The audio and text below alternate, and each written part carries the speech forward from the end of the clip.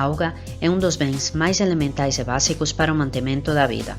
Sendo algo tão indispensável como é, o razoável é concluir que não deveria someter-se a interesses comerciais. Assim pensamos em Esquerda Unida e, por isso, em dezembro de 2018, presentamos ante o Pleno Municipal uma iniciativa para recuperar a gestão pública da auga.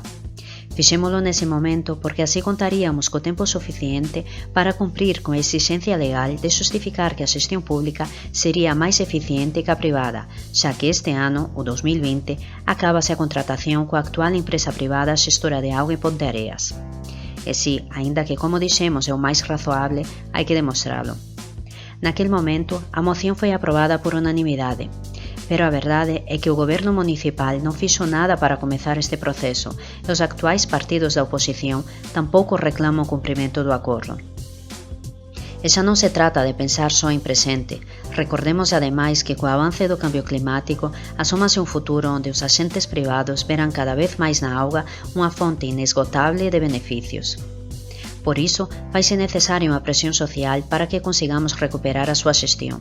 Estamos nun momento crítico para defendela.